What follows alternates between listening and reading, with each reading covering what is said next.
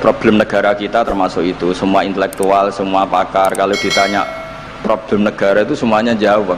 Akhirnya kan gaduh, semuanya punya rumus, semuanya punya versi, akhirnya gaduh. Misalnya pemerataan Indonesia rumusnya gimana? Yang satu bilang wah ibu kotanya dipindah, yang satu bilang enggak, harus ada sentralisasi di Jawa supaya ada kualitas A, ada kampus terbaik, ulama terbaik. Kalau diratakan nanti kemampuannya rata itu justru enggak bagus. Yang ketiga enggak, wah kualitas demokrasinya dijaga. Yang satu enggak, demokrasi tanpa ekonomi enggak bisa. Oh. Nah, santri ya sedunia rasa pikir, besok mati ben.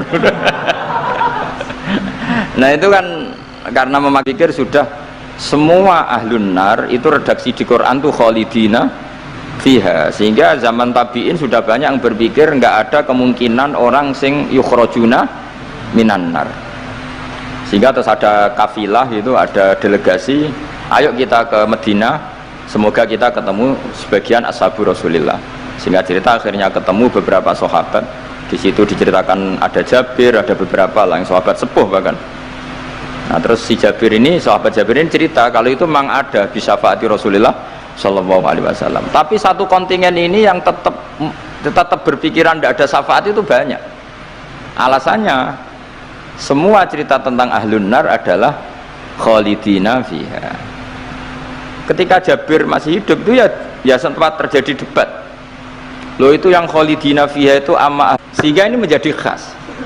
Meskipun khas ini iskal, kita akan iskal karena itu di Quran tidak ada, maksudnya nggak ada secara sorry yang menerangkan ada kaumin sing yukhrajuna minan nar. Makanya Syekh Al-Ajuri ngendikan ciri khas ahli sunnah adalah mengimani adanya kaum sing yukhrajuna minan nar, karena itu benar alladzina hum ahluha. Memang dia spesifik ahli neraka, memang dia berpenduduk neraka. Alamatnya neraka, KTP-nya neraka, kakane neraka. Kalau kita ini ndak, KTP kita surga, mbah-mbah kita ahli surga, karena alamat kita sebenarnya kan surga. Nabi Adam itu kan surga alamat. Makanya saya ngaji di mana-mana itu betapa baiknya agama ini, karena kunci surga kita sudah dikasih tahu miftahul jannah, sementara kita tidak tahu kuncinya neraka. Jadi kena mlebu neraka kebangetan wong ora roh kuncine kok mlebu. Tapi jare kancaku, wah gak ono pintune Gus, dadi langsung blesek. Ini problemnya itu. Tapi nek sampean mlebu neraka kebangetan. Karena yang kita punya kuncinya itu surga, kita tidak punya kunci neraka. Ono sing dikunci neraka mboten to? Nah, harusnya kita nggak bisa masuk neraka karena nggak punya kuncinya.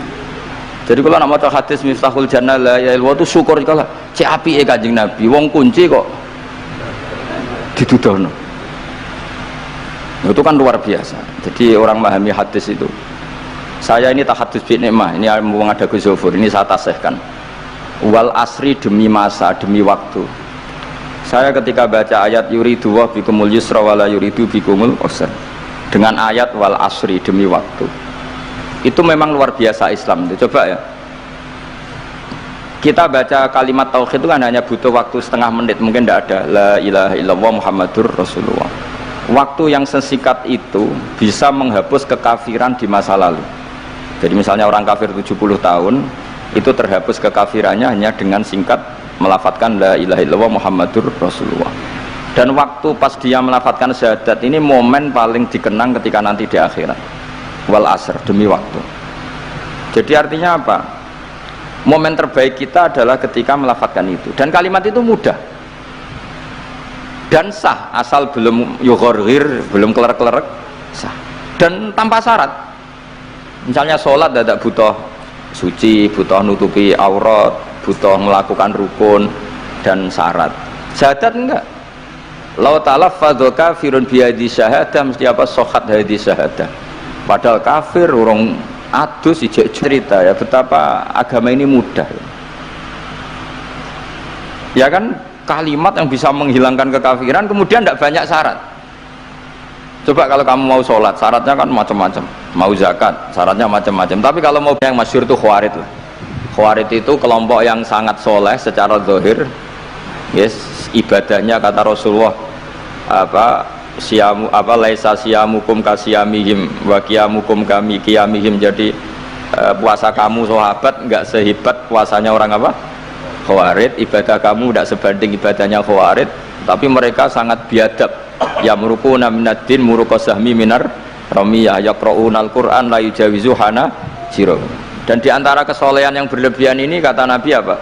Yuqatiluna ahlal Islam wala yuqatiluna ahlal ausan. Kalau dijak musuhi sesama Islam semangat, tapi dijak musuhi yang jelas salah tidak semangat. Ini kelompok sing hadarona humun nabiyu, kelompok yang kita diperingatkan Nabi untuk sangat apa menghindari. Karena logikanya jelas ya, orang yang kafir saja inginnya Nabi menjadi muslim dengan diajarkan syahadat, tapi ini orang yang sudah muslim seleranya Khawarij dikeluarkan dari Islam, tahlilan kafir, kuburan kafir, nyekelake kafir, apa saja menjadi kafir. Ini pertanyaannya kan, inginnya seorang Nabi itu kan tentu dari kafir menjadi muslim. Ini yang sudah Islam menjadi kafir.